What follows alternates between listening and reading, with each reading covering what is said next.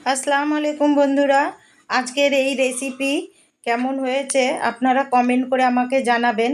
চলুন তাহলে এবার রেসিপি শুরু করা যাক। সবার প্রথমে আমি এখানে নিয়ে নিয়েছি 500 গ্রাম চিকেন।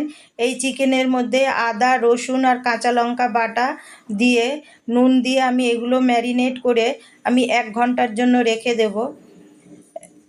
1 ঘন্টার পরে আমি একটা কড়া চাপিয়ে দিয়েছি। এবার কড়াই দিয়ে দিয়েছি তেল, সাদা তেল। এর মধ্যে দিয়ে দিলাম লাউ, হলুদ আর নুন দিয়ে আমি ভেজে তুলে নিয়েছি। ওই তেলের মধ্যেই দিয়ে দিলাম আলু। এবার আলু আমি খুব ভালো করে ভেজে তুলে নিয়েছি।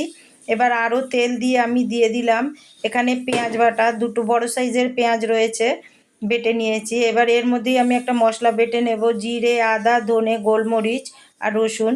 এবার দিয়ে দিচ্ছি স্বাদ অনুযায়ী লঙ্কা গুঁড়ো আর 1 প্যাকেট দিয়ে দিলাম এখানে চিকেন মশলা। দিয়ে এবার আমি এই মশলা খুব ভালো করে কষিয়ে নেব।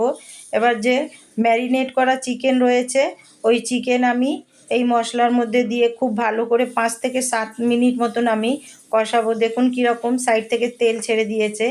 এবার আমি দিয়ে দিলাম পরিমাণ মতো জল, যে যেরম গ্রেভি খাবেন।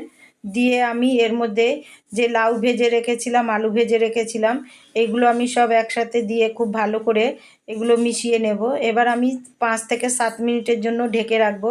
কালার দেখুন একবার চিকেনের কীরকম কালার এসছে। এটা আপনারা ভাত দিয়ে, রুটি দিয়ে, পরোটা দিয়ে যার সাথে ইচ্ছা আপনারা খেতে পারেন। এবার ওপর থেকে দিয়ে দিলাম 2 চামচ গরম মশলা গুঁড়ো।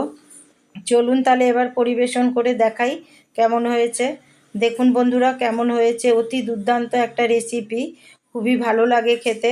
এটা ভাত দিয়ে, রুটি দিয়ে, পরোটা দিয়ে যার সাথে ইচ্ছা খেতে পারেন। আমার রেসিপি যদি বন্ধুরা আপনাদের ভালো লাগে তাহলে প্লিজ আমাকে সাপোর্ট করবেন, আমার পাশে থাকবেন। দেখা হচ্ছে পরের ভিডিওতে। আল্লাহ হাফিজ।